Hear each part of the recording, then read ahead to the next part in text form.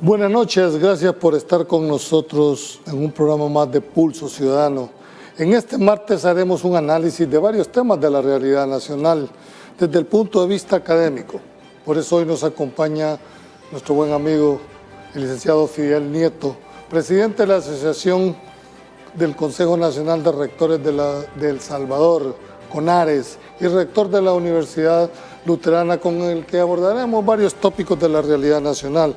Fidel, un gusto tenerte, buenas noches aquí en el programa. Gracias por la invitación, el gusto es mío y un saludo a toda la teleaudiencia. Quiero ponerte en perspectiva, Fidel, cómo estamos en el tema de la educación superior, sobre todo porque tenemos una ley, si no me equivoco, que data de 1995, 97 entiendo.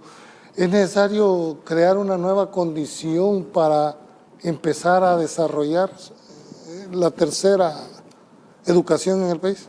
Bueno, la ley que nos rige en la educación superior, la que está vigente en la actualidad, fue aprobada en el año 2004, que derogó la anterior.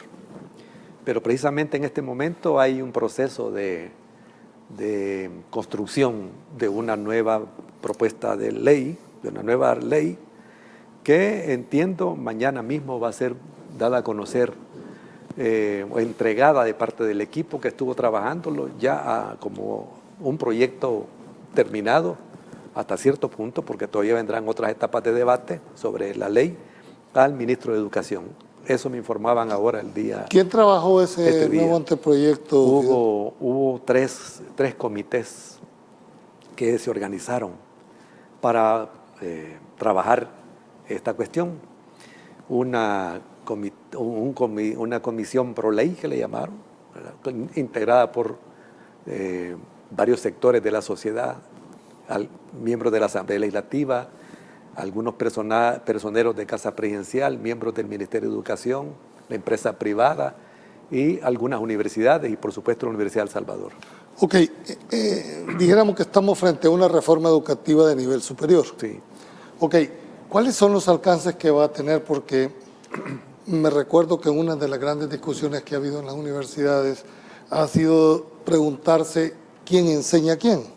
Es decir, ¿cuál es el perfil del catedrático universitario que debe de tener? No toda la persona que ostenta el título automáticamente lo habilita para dar clase.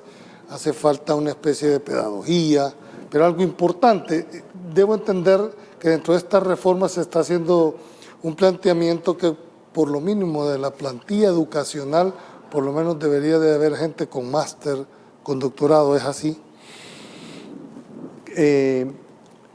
Según lo que está planteado en el proyecto de ley, para el cuerpo docente en general no se demanda otra cosa más que pueda enseñar en el grado que él posee. Es decir, si es abogado tendrá que ser abogado pues, para poder enseñar a los estudiantes de Derecho. Sin embargo, para las autoridades universitarias, de decanos, rectores y todo, sí, en esta ley hay una reforma que plantea que todos deberán tener como mínimo un grado de máster cuando son decanos, secretarios generales, fiscales y por supuesto rectores. ¿Y eso lleva alguna visión? Porque quien enseña en la mayoría de los casos no son los decanos, no son los vicedecanos, son los profesores. Sí, pero también es que en este país, en las circunstancias en que nos encontramos en estos momentos, es imposible pensar que vamos a satisfacer las necesidades docentes, que el cuerpo docente de las universidades anda rondando los 10.000 docentes. 10.000. Entonces no hay 10.000 maestros y doctores que puedan estar dedicados a la educación. Entonces no podría la ley establecer esa meta como grado mínimo. Sin embargo, hay toda una corriente que va obligando a todas las universidades a que precisamente vayan procurando que su personal vaya alcanzando esos grados académicos. ¿De cuántas universidades estamos hablando, Fidel, actualmente? 26. 26 universidades sí. hay. Ok, Dentro de este concepto de reforma, ¿cómo está viendo, dijéramos, las universidades? ¿Se respeta la libertad de cátedra en el concepto? Claro, y ese es un punto que se mantiene, que no es primera vez, no es novedad que se incorpora, pues desde hace mucho tiempo está incorporado como un precepto legal el que se respeta la libertad de cátedra. Claro. En todas las universidades, todas dijéramos, las universidades. Es como el pilar fundamental. Exacto, sí. Yo quiero explorar un poquito el tema de la educación superior, porque se dice que muchas veces es más barato la educación superior que incluso la maternal, ¿verdad? Esto me lleva a hacerle una pregunta, es decir, de los 10.000 profesores de la plantilla con la que ostenta, dijéramos, las universidades, ¿cuántos de esos son hora clase? ¿Cuántos de esos tiene ese dato de cuántos profesores a tiempo completo? Hay un dato, el 25% del personal de cada universidad, como cuerpo docente, sumando hora clase y tiempo completo, el 25% tiene que ser tiempo completo.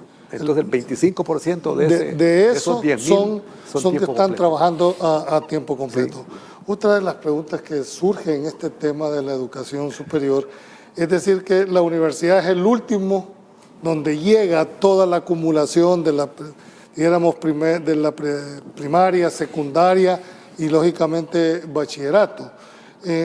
Yo tuve aquí al doctor Oscar Picardo y le hacía la pregunta de cuántas de las personas que se gradúan de bachilleres llegan a la universidad y cuántos de los que entran a la universidad terminan la carrera universitaria. ¿Cuál ha sido la experiencia en la universidad que usted preside como rector? Ese dato es muy como inestable. Un año puede ser de una manera, en otro de otra manera. Pero lo que está claro es que ahora, por ahora, nosotros como educación superior tenemos cerca de 200.000 estudiantes. Con la pandemia hemos reducido un poco. De esos, 3/4 partes estudian en las universidades privadas y 1/4 parte en la Universidad Nacional. Estamos hablando de cerca de 50.000 en la Universidad Estatal, la Universidad Nacional y el resto, 150, en las universidades privadas.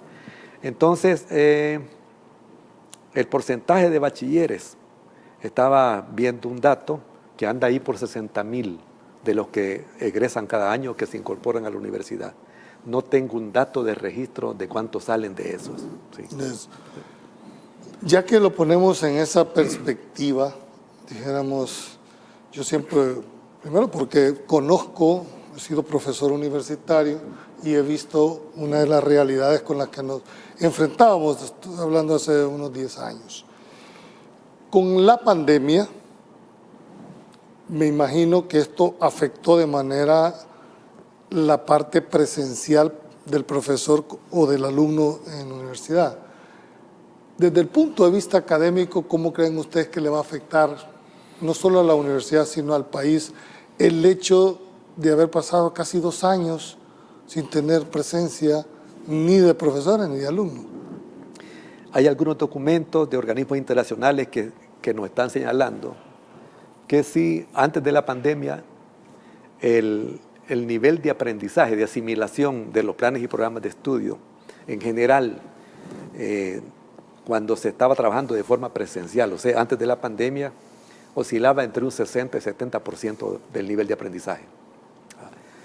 Pero hoy se habla de que no pasa de 40%. Y hay otros datos que se van incluso más abajo, planteando que el nivel de asimilación, el nivel de aprendizaje apenas alcanza un 20%.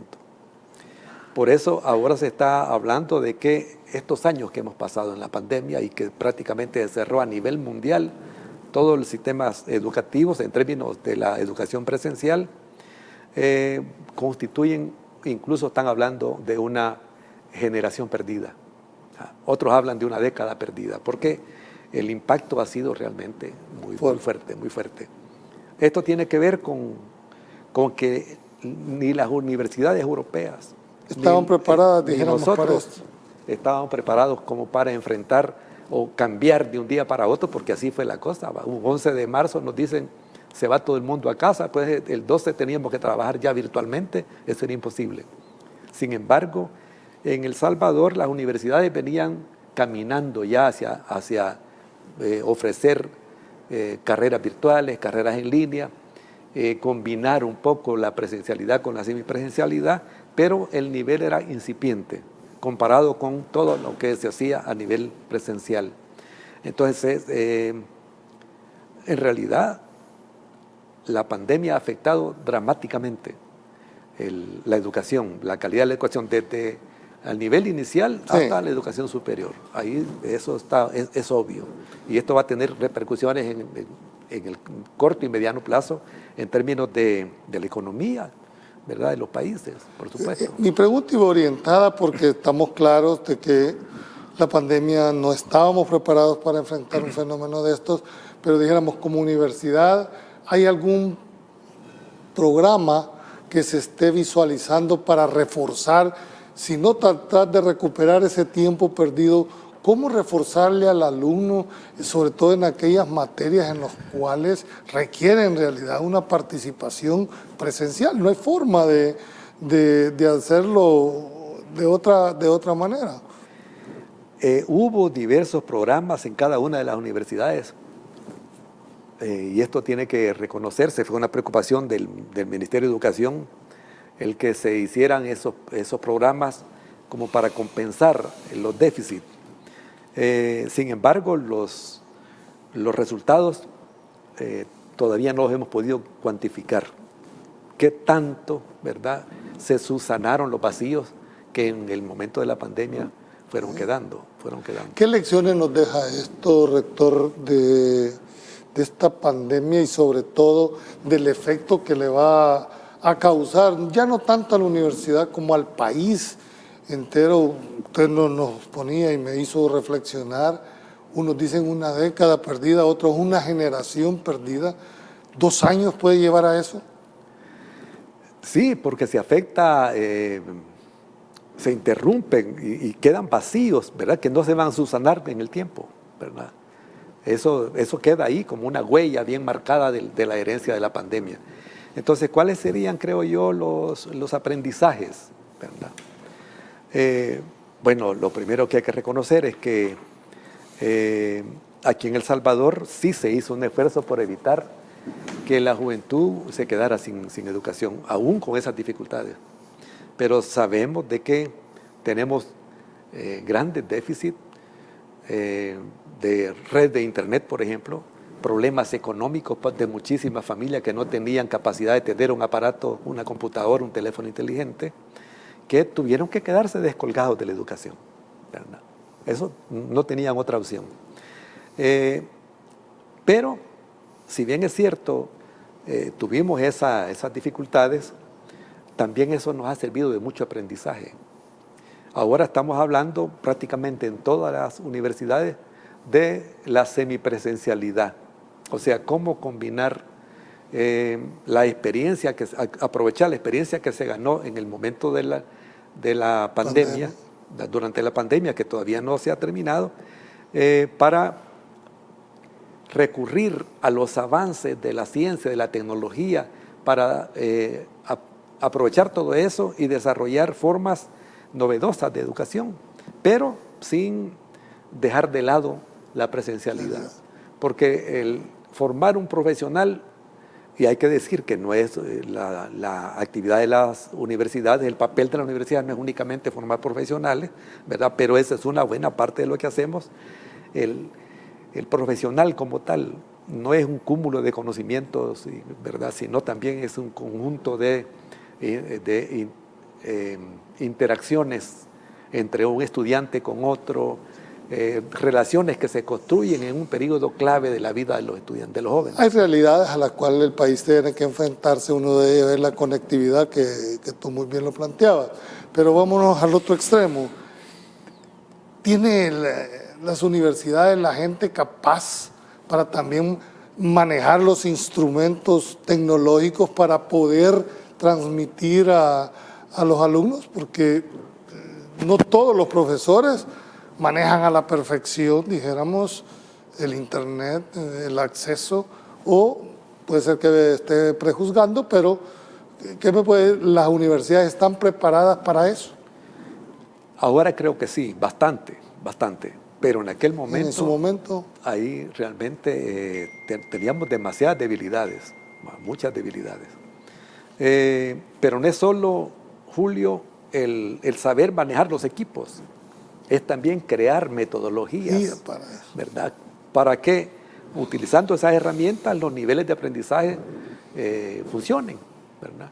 Entonces, son dos situaciones que el docente tuvo que enfrentar. Uno, aprender a manejar las plataformas virtuales, y la otra es innovar, aprender nuevas metodologías que nos permitieran, utilizando estos aparatos, estas tecnologías, que el aprovechamiento del estudiante por lo menos se mantuviera a un nivel cercano a lo que se hacía en la Bien, actividad. tengo que ir a un corte comercial, pero quiero plantear una pregunta. Entendí que al inicio de la plática de esta primera parte, mañana entregan el anteproyecto de ley, se lo entregan al ministro de Educación, sí, sí. Y él le dará de considerarlo, le dará la correspondiente iniciativa de ley. Ese es el siguiente paso que vendrá después de esta entrega. Tengo que ir a un corte comercial. Al venir vamos a abordar ya cuál es el rol que deben jugar las universidades en la coyuntura actual del país. No nos cambie, ya volvemos. Bien, gracias por continuar en esta segunda parte. Rector, quisiera que hiciéramos un enfoque, porque yo siempre he creído de cuál debería ser el rol que las universidades juegan en el país, pero entiendo que la Universidad Luterana, de la cual usted es rector, fue fundada en 1991, sí.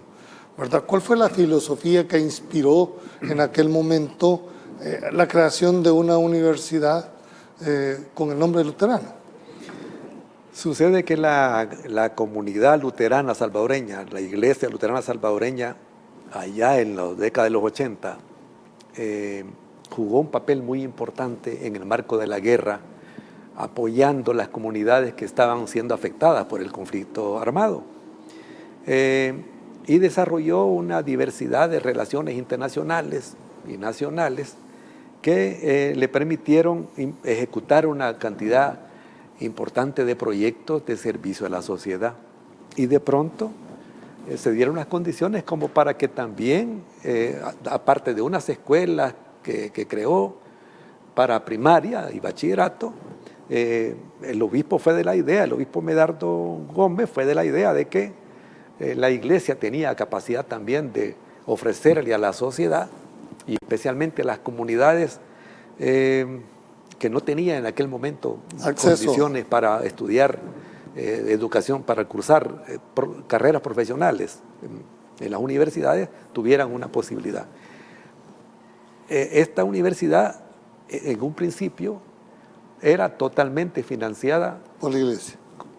Sí, exactamente, por la iglesia, que a su vez tenía el apoyo de la Federación Luterana Mundial desde Europa. Actualmente ya no tiene nada que ver, dijéramos. Desde el año 2006, la iglesia se retiró de la administración y de la dirección de la universidad. Hoy la universidad es totalmente autónoma y se mueve por su propia iniciativa, por su propia. Sí, porque cualquiera que ve así la percepción dice Universidad Luterana, lo primero que se viene a la mente es que tiene una vinculación con la iglesia, a pesar, por supuesto, que desde su origen el obispo la creó con esa finalidad. Finalidad. Yo tengo de ser rector 15 años y siempre he entendido y he comprendido que esa filosofía en esta sociedad con tantos jóvenes excluidos que no tienen la posibilidad de ir a estudiar en lugares, en universidades donde su capacidad económica no les da, pues debe haber una pequeña ventana, y nosotros somos esa pequeña ventana. Esa responsabilidad social que está planteando, ¿se encuentra en la universidad? Para nosotros es un principio fundamental, ¿verdad? Por supuesto que para estudiar en la universidad no necesita ser pobre, ¿verdad? Pero se puede estudiar siendo pobre. Se puede ser estudiante universitario siendo pobre. Si usted pasa cualquier día por las instalaciones de la universidad, la sede central, está inundado de vehículos, ¿verdad? Porque no estudia únicamente gente muy pobre, pero la mitad de nuestros estudiantes no pagan la cuota completa y muchos no pagan. ¿Tienen algún tipo nada de incentivo, beca, media beca, para que... Y si... porque en esto hay que hacerlo claro, rector. Yo creo que el privilegio de estudiar, de la inteligencia, esto no tiene nada que ver con pobre o con rico. Creo que lo que debe tener es que todos tengan la misma oportunidad de poderse preparar. Exactamente. Yo siempre escuché a un rector muy prestigioso, quizás de lo más prestigioso que da este país, el doctor Fabio Castillo Figueroa, Sí. que siempre mantenía esa tesis. Los pobres no son menos inteligentes, los que tienen menos oportunidades. Y entonces nosotros somos una oportunidad para gente que tiene... Ese es el ideario de la Universidad Luterana. Ese es el ideario de la universidad y lo mantenemos desde su fundación. Como sociólogo, ¿qué rol debería de jugar, en este caso, no solo la Universidad Luterana, pero cuál es el rol que debería de jugar las universidades en la coyuntura actual de este país? Yo pienso que las universidades a lo largo de su historia siempre han sido portadoras de las ideas más avanzadas para lograr el desarrollo económico y social de un país. Nosotros tenemos ese tremendo desafío como universidades. ¿Cómo nos convertimos en una fuerza que a través del conocimiento, a través de la innovación, del desarrollo de la tecnología, podemos poner a este país en unas condiciones económicas diferentes? Por supuesto que esta no puede ser obligación solo de las universidades, ¿verdad? Aquí tiene que jugar también un papel importante la empresa privada y el Estado. Por eso es que ahora... ¿Qué rol determinan ustedes que debería de jugar la empresa privada, el Estado mismo, dentro del concepto que estamos hablando de una universidad? Los países que han tenido como mucho éxito en la educación superior y además en la educación en general, es porque han logrado construir esa sinergia entre Estado, empresa privada y universidades. ¿Cuál es el papel de la empresa privada? Estar permanentemente tratando de innovar, mejorar los procesos productivos para sacar adelante la economía de los países. Quiero hacerte una pregunta en ese punto. ¿No tienen ustedes, dijéramos, un intercambio con los empresarios para decir, mira, este es el perfil de profesional que yo necesito para que ustedes como academia puedan diseñarle la currícula, diseñarle una especie de carrera, dijéramos, al empresariado? En ese tema, este país está bastante atrasado, ¿verdad? El sector empresarial y el sector universitario han estado de espaldas, cada quien haciendo lo que cree que debe hacer. El mismo Estado, en la época de la dictadura, veía a la universidad como un enemigo, donde parte de esa tradición o de ese pensamiento atrasado todavía se mantiene en algunos espacios en esta sociedad, hay que reconocerlo. Los empresarios desde la universidad muchas veces eran vistos simplemente como explotadores, ¿verdad? Como gente que estaba más interesada en acumular dinero que en hacer otra cosa. Pero hoy, ¿verdad?, las circunstancias que vivimos en el país nos están obligando a buscar los encuentros. Estos días tuvimos una reunión con el sector empresarial y hay ya un camino que se ha recorrido que puede dar resultados importantes. ¿Cuáles son las tareas del empresario? Precisamente mostrarnos con toda claridad y franqueza cuáles son los planes de inversión que tienen y qué tipo de personal científico, académico van a necesitar, técnico para desarrollar esa... Exacto. Entonces, el Estado también, porque los dos grandes empleadores en este país, la empresa privada y el Estado. Así esta pregunta, rector, porque esta masificación de profesionales, lo comentábamos de récord a la entrada, es decir, produciendo, y no me voy a atrever a hablar, dijéramos, de otras profesiones, voy a hablar por la mía, ¿verdad? Habemos más de 40,000 abogados y seguimos produciendo abogados. Me imagino que las demás carreras debe estar pasando lo mismo, es decir, producimos los mismos profesionales, las mismas carreras. ¿Y qué pasa cuando este muchacho termina su carrera cree que le va a cambiar el mundo y termina trabajando en un call center, en un Uber, frustrado frente a esa situación. Distinto es si pudiese hablarse con la empresa privada, con el Estado, decirle qué nivel, qué perfil de profesional necesito, para que nosotros les pudiéramos preparar profesionales de esa altura. Esa realidad que se presenta, que usted me está presentando acá, es realmente producto de ese desencuentro. Los empresarios haciendo lo suyo, las universidades haciendo lo suyo y el Estado haciendo lo suyo. Y en primer lugar hay que reconocer eso. Hemos estado de espaldas, cada quien pensando que está haciendo lo mejor posible. Pero ahí está un resultado. El otro es también esa idea de que el mercado es el que debe regular a partir de la oferta y la demanda estos procesos de la selección de carreras. ¿Qué sucede con derecho? Por ejemplo, hay mucha gente que está sin empleo, pero vaya usted a buscar profesores de matemáticas. No existen. ¿Y por qué no quieren estudiar matemáticas los jóvenes? Porque no se han construido programas para estimular a que estas carreras que tienen que ver con la matemática, la tecnología, las ciencias duras, no sean vistas como algo inalcanzable. A mí me pasaba decir, porque cuando primero dábamos clases y preguntábamos, ¿vos por qué has escogido Derecho? Es que lo traigo para las matemáticas, creyendo que no van a ocupar erróneamente dentro de la carrera, pero esa es la percepción que se ha generado. ¿Qué hace la universidad, dijéramos, para fomentar, incentivar, dijéramos, para estudiar profesorado en matemáticas, en ciencias de la educación especial? Nosotros hemos comenzado en este pensamiento de que debemos reconocer que estamos en una sociedad, en la cuarta revolución industrial, que le llama, donde la tecnología es realmente cada vez más avanzada. Entonces nosotros estamos desarrollando como Universidad Luterana Salvadoreña un esfuerzo por motivar a las jóvenes, especialmente mujeres, a que estudien las famosas carreras STEM, las que tienen que ver con la ciencia, la tecnología, la ingeniería y las matemáticas. Eso significa en inglés STEM.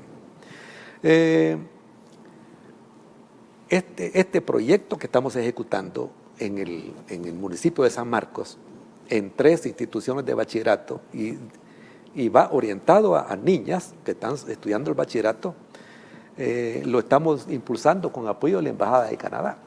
Le están, dijéramos, como insistía antes, pero como una especie de bachillerato vocacional, descubriendo o orientando al bachiller para este lado. Son bachilleratos igual que el resto, pero entonces trabajamos con las niñas. Y eso tiene que ver con 2 cosas. Uno, porque la mujer siempre tiene menos ventajas, ¿verdad? Y entonces siempre... Eso iba a preguntar, ¿por qué con niñas y no con todos los varones incluso? ¿Hay alguna Claro, razón? tiene que ver con esa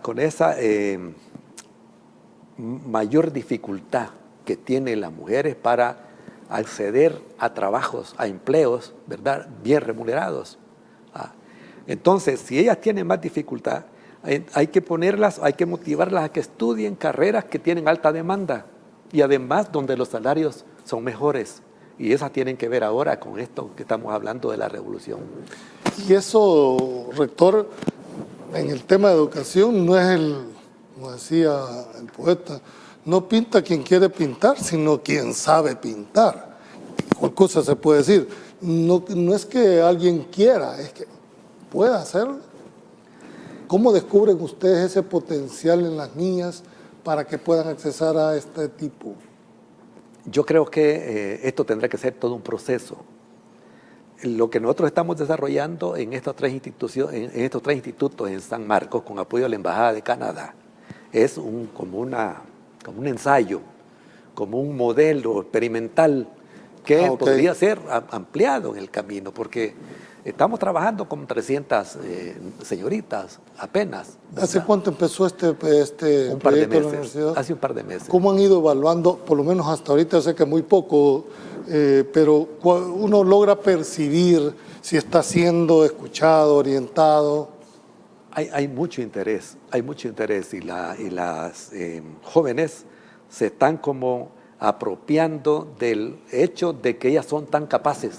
De ser exitoso, que a mí no me cabe duda de orientar, ¿pueden replicarlo en otros municipios? Pues es lo que yo decía, ¿verdad? Pues sería como un proyecto inicial. Esto es un plan piloto, dijéramos. Una prueba piloto, ¿verdad? Cuando midamos los resultados, vamos a procurar también ir replicándolo en otros municipios. Ya tenemos participación ciudadana, rector, y nos dice: buenas noches, un saludo al rector Fidel Nieto. Quisiera saber cuál cree que es, a su criterio, la razón por qué en el pasado no se le dio trámite a una reforma educativa. Esa es una pregunta muy interesante. A mí me parece que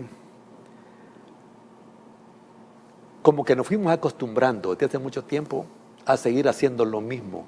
Por inercia. En la comodidad de no complicarnos la vida, ¿verdad? Fuimos como dejando que las cosas pasaran y no había esa decisión que ahora uno observa cuando de pronto se está trabajando ya una nueva ley y se está creando a partir de esa ley un nuevo sistema de educación superior, integrado por nuevos organismos, todo con el afán de mejorar la calidad, ¿verdad? Que eso es lo Hoy que más demanda. por ejemplo, la acreditación que antes en la pasada ley de educación superior era voluntaria, ahora será obligatoria. Obligatorio. Eso iba a preguntar, rector.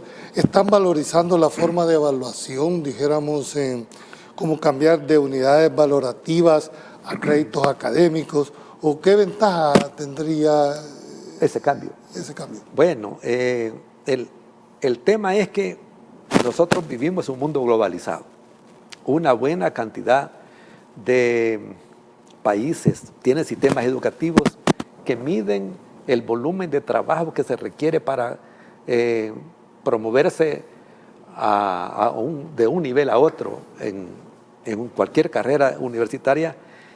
Se mide en lugar de unidades valorativas, que lo medíamos acá, a partir de créditos académicos. Y entonces un poco la idea es ir homologando la medición para medir nosotros el rendimiento y los avances de los jóvenes en su proceso educativo de similar forma en cómo se mide en otras latitudes, especialmente Estados Unidos, Canadá y Europa. Todo esto se hace con mira de ser competitivo, ¿verdad? A nivel, ¿cómo estamos a nivel latinoamericano?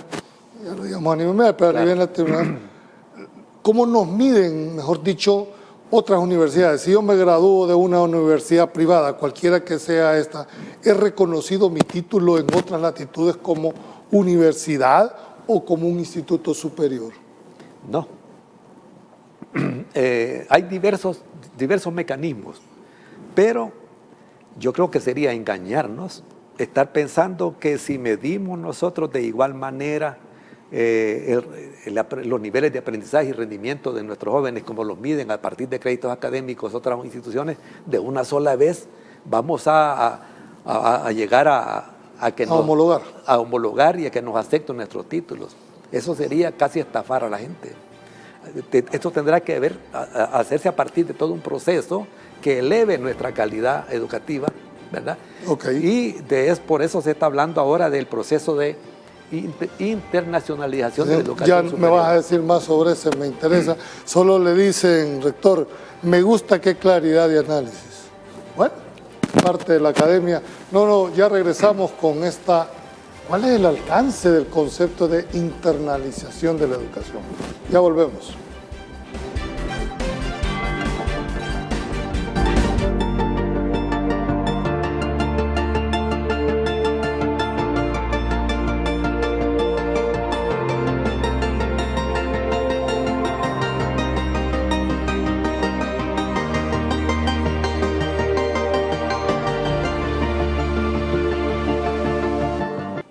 Gracias por continuar en el programa Pulso Ciudadano. Ya en esta última parte quisiera ir como aterrizando, rector. Me llamó mucho la atención el concepto de internalización de la educación. ¿Qué es lo que se persigue con esta nueva visión? En general, históricamente, a las universidades se le ha atribuido 3 funciones fundamentales, que es la docencia, la investigación y la proyección social. Eso viene del siglo pasado. Pero ahora ha ido como surgiendo y abriéndose paso una nueva función para las universidades, que es la de internacionalización de la educación superior. ¿En qué consiste eso? Bueno, con el mundo de hoy, tan interconectado, tan interrelacionado, pues la necesidad de relacionarnos, de vincularnos nuestras instituciones con instituciones de otros países para aprender de las buenas prácticas, de los conocimientos más avanzados, de las experiencias que las universidades de otras latitudes han tenido, pues es importante mantener un nivel de relaciones permanente. Y este cuarto concepto, si se puede decir, Sí. un cuarto concepto dentro de lo que es la filosofía de la universidad, ¿esto lo manejan todas las universidades o es, dijéramos, visión muy particular de algunas universidades? No, prácticamente se ha generalizado, por lo menos en toda América Latina, solo de eso se habla ahora, ¿verdad? Más funciona, y una compañera de la Universidad Luterana Salvadoreña tiene la dirección ejecutiva de una organización, de una red de universidades que se llama INCA, que aglutina como 30 universidades a partir de la relación de trabajo que se ha establecido con las oficinas de relaciones internacionales de cada universidad. O sea, hoy aquí en El Salvador, todas nuestras universidades tenemos una oficina de relaciones internacionales, ¿verdad? Todas las universidades. Todas las universidades. Y eso es ahora resultado de todo el aprendizaje que se ha ido viendo de las ventajas, intercambio de docentes. Eso iba a preguntar, ¿hay algún tipo de intercambio con otras universidades? No solo a nivel de docente, sino dijéramos a nivel de alumnos destacados, de maestría, de alguna especialización. El hecho de mandar alumnos, dijéramos, para España, que es una de las principales por razón propia del idioma, ¿verdad? ¿Cuál ha sido el resultado que ha tenido específicamente la Universidad Luterana? Este ha sido un resultado todavía incipiente. Nosotros desde hace varios años hemos tenido docentes de Holanda, de Alemania, de Estados Unidos, ¿verdad? Pero el camino ha sido de allá para acá y de aquí para allá muy poco. De aquí para allá lo que hemos enviado son estudiantes a sacar cursos, asignaturas en universidades que dan muy puntuales y que dan carreras igual que las nuestras, o sea, de la misma naturaleza, especialmente en el área de la computación, el área de la agroecología, la administración de empresas y trabajo social. De esas carreras hemos enviado estudiantes especialmente a Europa. ¿Se ha planteado, rector, acortar los años de duración de algunas carreras? Eso también tiene que ver con la idea de la nueva medición del rendimiento y del trabajo que se invierte en el aprendizaje con créditos académicos. La idea es que ya no se mida mucho en tiempo el logro de una carrera, sino que tenga que ver con el nivel de esfuerzo, porque los estudiantes pueden decidir por sí mismos cuántos créditos académicos van a inscribir en el tiempo que ellos determinen, ¿verdad? Esto le da a la educación superior mayor flexibilidad, menos rigidez. La educación superior, dijéramos, es la receptora al final de lo que es la primaria, secundaria y bachillerato. Rector, ¿cree que el Ministerio de Educación debería evaluar, dijéramos, la currícula y volver, dijéramos, a dos puntos fundamentales que se tenía, por lo menos en la década del 70, del 80, volver a los famosos privados, no a las promociones automáticas dijéramos, de bachiller, sino que nosotros nos preparamos para esos privados y si no pasaba a los privados no podía entrar a la universidad? Ahora no es así. Y el segundo serán los bachilleratos vocacionales, precisamente para orientar al muchacho, el que trae para biología, para matemáticas o todo, traerlo desde la secundaria, porque si no, por mucho esfuerzo que haga una universidad, ya llega un producto diseñado. A mí me parece de que estamos presenciando una situación muy importante en el país. Se está abordando la educación en los dos extremos. Hay un esfuerzo por mejorar y fortalecer y hacer una fuerte inversión en la primera infancia. Eso es importante. Y también un esfuerzo por mejorar la calidad de las universidades. Yo creo que el abordar el fenómeno educativo, el sistema en general de educación del país, tocando desde abajo, pero también desde arriba, es importantísimo. ¿Comparte usted, rector, y esta es una envidia de la buena, Costa Rica es un referente en el tema de educación, pero porque hubo una voluntad política de todos los sectores de decir, este es el rumbo, independientemente del gobierno que esté en materia de educación, no Claro. debe de haber algo. ¿Hay algún esfuerzo que se está haciendo para decir el rumbo en materia de educación es esta? Hoy vemos la primera infancia, Sí, sí. lógicamente, pero después Claro. la segunda y por último la superior. ¿Ve usted eso? No, ahora es al revés. Lo que yo estoy planteando es otra cosa, de que se está cambiando todo el sistema educativo. Por ejemplo, hoy todo el mundo va a tener computadoras, va a tener conectividad, pero en los esfuerzos fundamentales uno los mira que están más vinculados a la primera infancia y eso es una maravilla, es importantísimo. Y luego también lo que se está haciendo en educación superior. Yo creo que el fenómeno de Costa Rica puede servirnos de una escuela a nosotros. ¿Y por qué en El Salvador no tuvimos esa visión? Sí. Okay. Esa es la gran interrogante. Ahora decimos, bueno, ¿y por qué El Salvador es el que atrae menos inversiones extranjeras? ¿Y por qué la economía de El Salvador, su PIB es el que menos crece de la región? ¿Verdad? Tiene que ver con esto. ¿Y por qué las empresas que son de avanzada en cuestiones tecnológicas necesitan personal altamente calificado? Y eso lo ofrece Costa Rica, no nosotros, ¿verdad? Bueno, pero ¿por qué no preparamos entonces profesionales con esa visión? A mí me da la impresión que se está en eso, ¿verdad? Y nosotros como autoridades universitarias estamos empeñados en hacer ese esfuerzo y caminar por ahí. Ya no maquilas más en este país, Ya con no, todo claro. lo que eso pueda significar como generadores de empleo. Sí, sí. Pero creo que debemos de aspirar como país a buscar a otros derroteros de educación. Este país no va a tener salida, rector, si no le apostamos a la educación. Yo estoy totalmente de acuerdo con esa idea. Y en eso estamos empeñados. Pues. Eso iba a decir, usted es el presidente también a la vez, dijéramos, de rectores de universidades. Sí. ¿Existe esa conciencia de todos los rectores, de todas las universidades, con esta misma visión que usted está planteando esta noche? Mire, yo soy presidente de CONARES desde hace como 8 o 10 años, ya ni recuerdo. Ahí estamos en un grupo de 8 instituciones de educación superior, haciendo un esfuerzo supremo por fortalecernos, por mejorar la calidad de lo que entregamos a los estudiantes.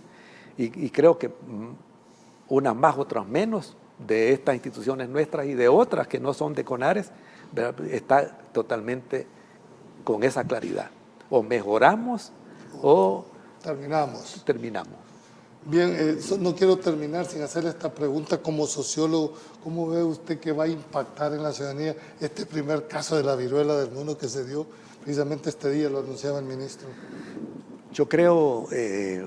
no quería dejar pasar esta pregunta. No, gracias. Porque... Yo creo, Julio, de que lo que estamos presenciando ahora, no solo en El Salvador, sino a nivel global, reafirma una idea de que cada vez más, en la medida que estamos destruyendo el medio ambiente, ¿verdad? En la medida de que el mundo se ha globalizado tanto, las pandemias, las epidemias van a ser cada vez más recurrentes y van a tener esa característica de la globalidad. Pero también nos deja otro aprendizaje, es que hay que fortalecer el papel del Estado para atender estos problemas que cada vez serán más recurrentes. La pandemia anterior, la del COVID, de la cual todavía no salimos, según se dice, agarró a los estados con sistemas de salud totalmente precarios y eso le costó a la humanidad cientos de miles de vidas. Entonces, hoy yo creo que tenemos un sistema de salud mejorado y también una mayor conciencia de la ciudadanía que debe cuidarse. Y a mí me parece que, por suerte, se dice hasta ahora que la letalidad de esa enfermedad es muchísimo menor, ¿verdad? Lo que hay que evitar es el problema del estigma, ¿verdad? Que salgamos corriendo cuando veamos a una persona y que al contrario, lo que habrá que hacer es protegerse, pero sin rechazar a la persona que lo sufre y lo padece. Creo yo que esa es la conducta que debe seguir. Bien, rector, no me resta más que agradecerle, ha sido interesantísimo un programa esta noche. Ni siquiera logramos abordar el 15% de la temática que habíamos planteado. Queda pendiente el tema de las reformas constitucionales, que ustedes han sido como el instrumento que buscó el equipo ad hoc para la divulgación de estas reformas.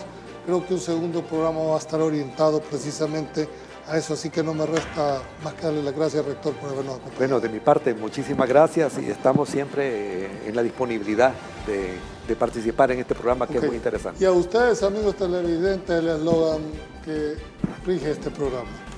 Planteamos los hechos con nuestros invitados, las conclusiones las sacan ustedes en la intimidad de su hogar. Pasen buenas noches, que Dios los bendiga y nos vemos mañana en un programa más de Pulso Ciudadano.